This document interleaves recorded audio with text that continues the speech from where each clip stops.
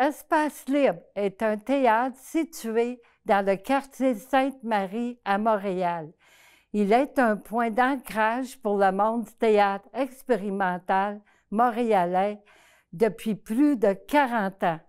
Pour connaître la programmation des spectacles en 2022-2023, nous recevons M. Jeffrey Gacker. Il est directeur artistique et co-directeur général du théâtre Espace Libre.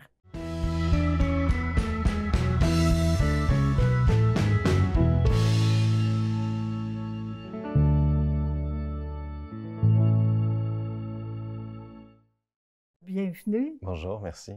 Ça va bien? Oui, ça va, merci. Je suis content de vous revoir. Oui, moi aussi, ça fait un petit bout, hein? C'est ça. Oui, dites-moi, je sais qu'il y a eu des rénovations au théâtre Espace Libre. Oui. Est-ce que c'est terminé? Je ris, mais oui, c'est enfin terminé. Oui. Ça devait commencer au mois de mai 2019. Oui. Ça a commencé au mois de septembre 2019. Ça devait se terminer au mois de décembre 2019. Et en fait, en tout, ça a pris 2 ans et demi à cause de la COVID. Oui. Donc là, on est passé à travers et là, on a vraiment un théâtre flambant neuf, Oui. sécuritaire pour les artistes, pour le public. Donc on est très contents, mais ça a pris 2 ans et demi. Oui, avec la COVID, ça devait être compliqué aussi d'avoir des contracteurs puis tout ça. En fait, il y a eu vraiment des problèmes d'un point de vue de la main-d'œuvre, donc des contracteurs sur les chantiers, la livraison des matériaux aussi. Et après, ça a été toute la gestion de comment arriver à faire cohabiter un chantier avec des artistes qui étaient en répétition, de temps en temps des représentations aussi. Donc, ça a été un beau casse-tête. Mais on est content du résultat final, parce que le théâtre est vraiment magnifique. Ça doit, il est très beau. Oui. Dernièrement, il y a eu le lancement de la nouvelle saison là, qui va être de 2022 à 2023. C'est ça. Est-ce que vous pouvez nous en parler? Oui, ben en fait, c'est une saison qui a pour thématique l'espace. Bon, nous, on s'appelle Espace Libre, mais c'est juste les artistes dans cette période qui a été de se confiner, se déconfiner, se reconfiner, d'être séparés les uns des autres. En fait, leur spectacle part beaucoup d'espace. Puis, on commence la saison avec un spectacle qui s'appelle Les Waitresses sont tristes, d'une compagnie qui s'appelle Joe, Jack et John, qui sont en résidence artistique à Espace Libre. Et eux, leur particularité, c'est qu'ils proposent un théâtre fait par des professionnels, mais en collaboration avec des artistes qui vivent avec un handicap intellectuel. Ah bon? Et donc là, le spectacle qu'ils vont proposer, c'est vraiment comme une incursion dans l'univers de Michael Nimbley, qui est un artiste neurodivergent et qui, lui, va nous amener dans l'espace western. Donc, on va explorer, on va dire, sa vision à lui du western. Et ça va être un spectacle qui va être joué au mois de septembre prochain. Et donc, on va rentrer d'une certaine façon dans l'imaginaire de cette personne qui vit avec un handicap intellectuel. La beauté, on va dire, de ce spectacle-là, c'est que c'est un spectacle aussi qui va être présenté en LSQ, c'est-à-dire en langue des signes du Québec, pour les personnes malentendantes. On va avoir aussi des représentations décontractées. Ça, c'est des représentations qui sont adaptées, où l'éclairage est un petit peu diminué, où le son est diminué, pour permettre à des personnes qui vivent, mettons, du stress ou qui vivent de fortes anxiétés ou avec un handicap, aussi de pouvoir avoir un spectacle qui leur convient. Donc, c'est une façon aussi pour nous d'aller à la rencontre d'artistes et de publics qu'on n'a pas l'habitude de voir dans nos salles de théâtre. OK, Voilà. oui. Après ça, on a un spectacle, je vais y aller un petit peu dans le désordre, on a un spectacle d'une compagnie qui s'appelle Pleurer dans douche, qui font un spectacle de drag king. Donc, pas des drag queens, mais des drag kings. Donc, ça veut dire que ce sont les femmes qui personnifient des hommes. Et elles vont faire un spectacle documentaire qui va raconter l'histoire du mouvement queer à Montréal, sous une perspective féministe. Donc, ils ont interrogé Manon Massé, ils ont interrogé Safia Nolin, et donc ça va être un spectacle festif, mais qui va raconter l'évolution du mouvement queer à Montréal sous l'angle des femmes. Ah bon? Oui. Puis sinon, on a aussi une proposition numérique, un balado, donc une œuvre audio qui va être divisée en épisodes, un peu comme une série télévisée.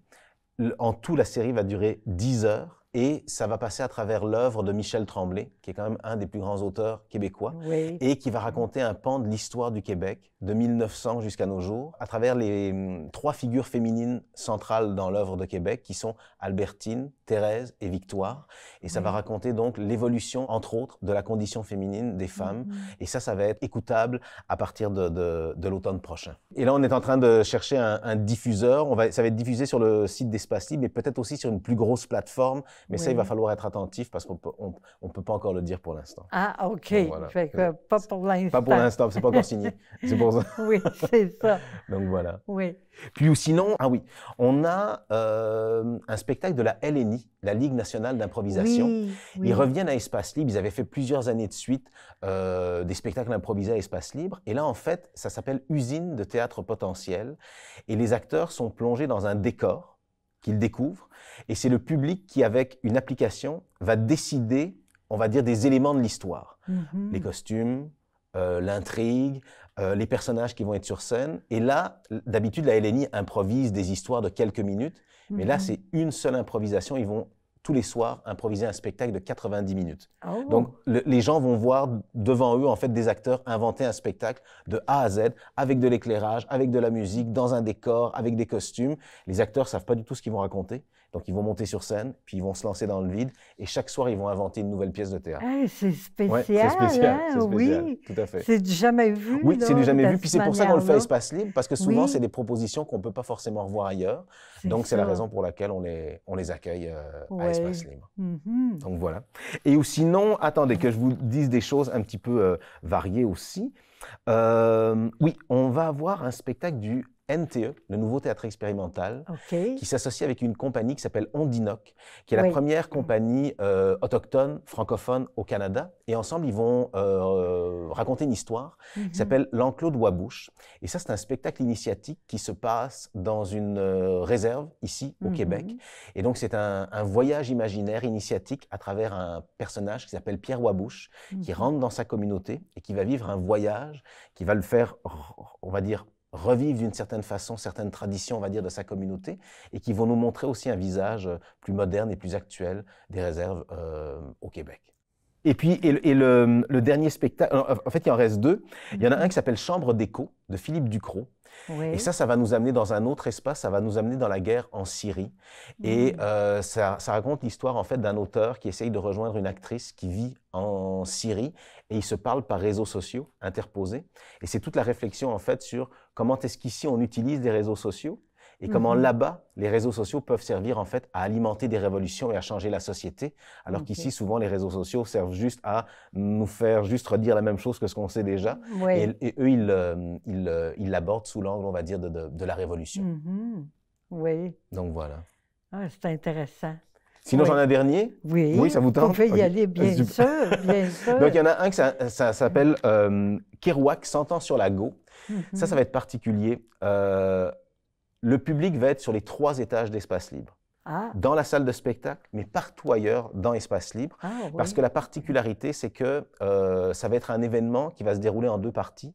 La journée, les gens vont assister à des performances, du cinéma, une émission de radio sur l'œuvre de Jack Kerouac, qui est un auteur donc américain, mais qui avait des origines canadiennes-françaises. Et le soir, il va y avoir un cabaret animé entre autres par Didier Lucien, l'acteur Didier Lucien, et qui vont faire donc des numéros autour de l'œuvre de Jack Kerouac.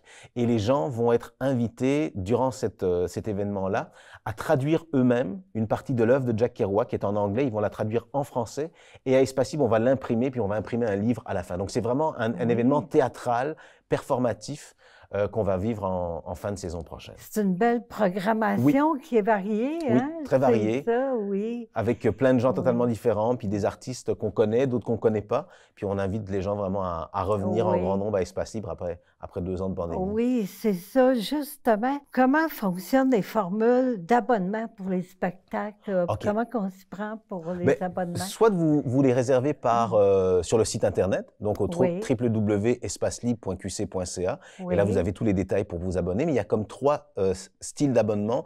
Un à 3 spectacles, un à 5 spectacles et un autre pour tous les spectacles de la saison.